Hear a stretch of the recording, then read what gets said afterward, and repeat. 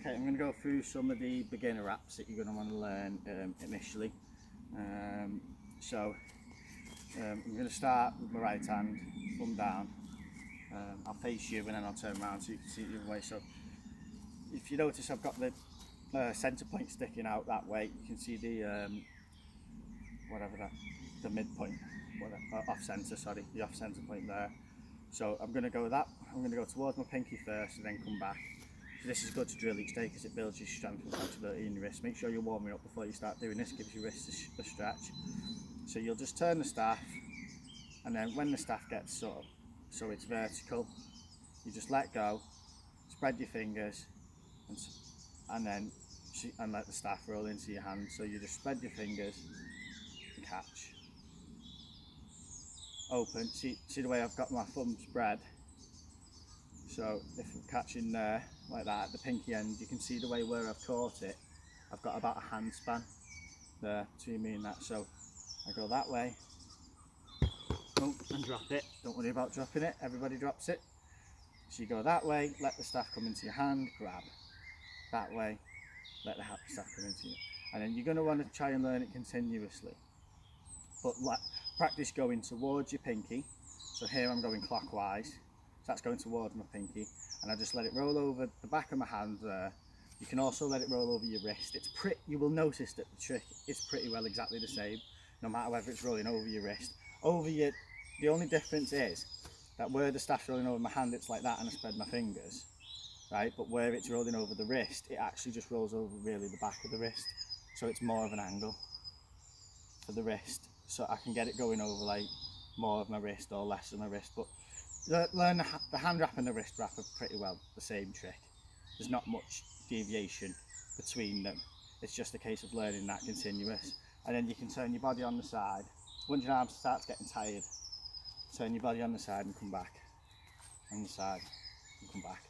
And you'll notice it actually changes the muscles that you're working in your arm.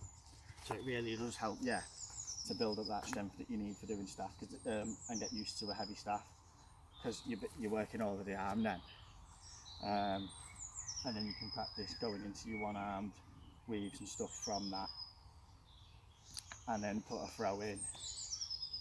And that's so it's a good basic drill to be drilling every day before you move. And so I'd learn that going towards the pinky end with both hands before you start trying to learn the thumb. The thumb end, because the thumb end it's tricky. The thumb end is very tricky because I'll show you it anyway. The thumb end is very tricky because you have to almost like let it roll over your hand like that and keep turning your hand over. It's almost like a throw. Basically, for thumb end, you're better off actually putting a throw in. And even then it can look awkward. Yeah, I feel like it would take a long time to get it look smooth like yours. Yeah, the thumb end is tricky. I didn't learn the thumb end for a few years. So I would definitely practice the going away from yourself. So there I'm going counterclockwise with my left hand.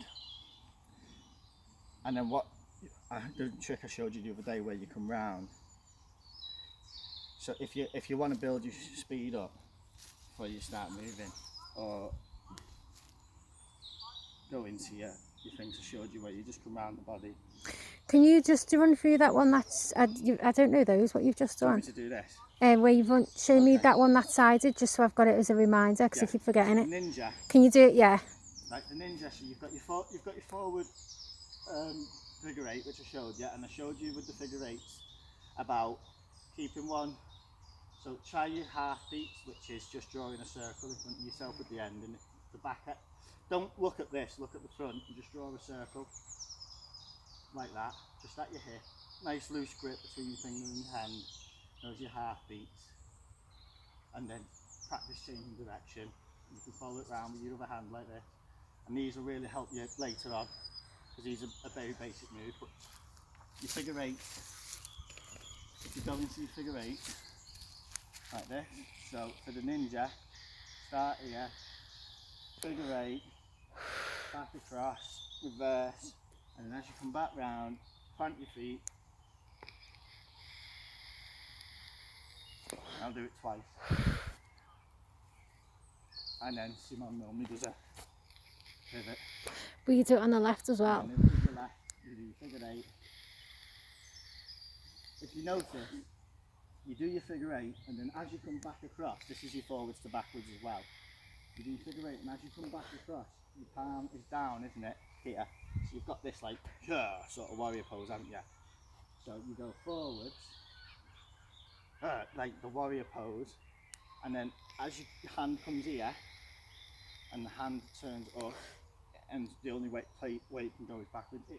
It's quite natural, and I'm sure after doing hoop that you will feel that. And then you go forwards to backwards, back round, plant the feet.